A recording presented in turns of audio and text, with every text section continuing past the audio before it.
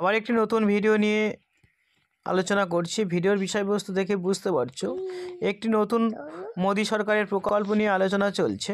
সরকারি প্রকল্পের সুবিধা নিয়ে এলো কেন্দ্র সরকার।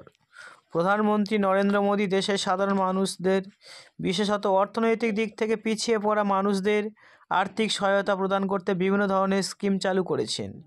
এদের মধ্যে উল্লেখযোগ্য দুটি স্কিম হলো লাখপতি দিদি স্কিম এবং পিএম বিশ্বকর্মা যোজনা।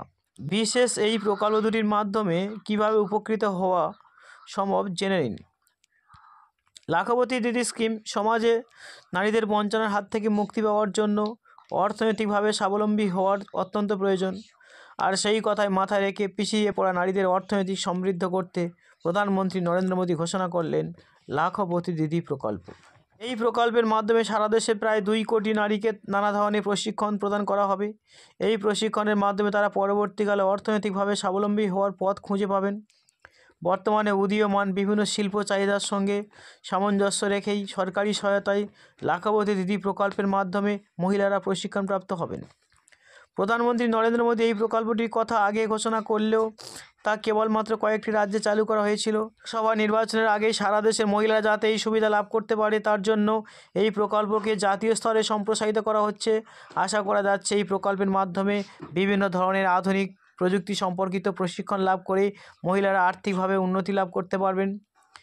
পিএম বিশ্বকর্মা যোজনা কারিগরি শিল্পর ক্ষেত্রে দক্ষ ব্যক্তি যারা সামাজিক স্তরে অনগ্রসর শ্রেণী বলে গণ্য হন তাদের সহায়তা করার জন্য প্রধানমন্ত্রী নরেন্দ্র মোদী চালু করেছেন পিএম বিশ্বকর্মা যোজনা। কারিগরি শিল্পীদের সম্মান জানানোর জন্য এই প্রকল্পটির নামকরণ করা হয়েছে দেবতাদের কারুশিল্পী অর্থাৎ ঐশ্বরিক স্থপতি বিশ্বকর্মার নাম অনুসারে। সমাজে পিছিয়ে পড়া কারিগরি শিল্পীরা তাঁতি, স্বর্ণকার, কামার, কুমোর, নাপিত, মুচি ইত্যাদি শ্রেণীর মানুষরা পিএম বিশ্বকর্মা যোজনার মাধ্যমে তারা নানা ধরনের সাহায্য লাভ করবেন। 2023-24 অর্থবর্ষ থেকে 2027-28 অর্থবর্ষ পর্যন্ত এই প্রকল্পের অধীনে 13,000 কোটি টাকা থেকে 15,000 কোটি টাকা পর্যন্ত বাজেট বরাদ্দ করা হয়েছে। এই প্রকল্পের অধীনে উপভোক্তাকে প্রশিক্ষণের জন্য 500 টাকা, আধুনিক সরঞ্জাম কেনার জন্য এখানে 1,500 আছে কিন্তু এটা হবে 15,000 টাকা ইত্যাদি নানা উপবৃত্তি প্রদান করা হবে।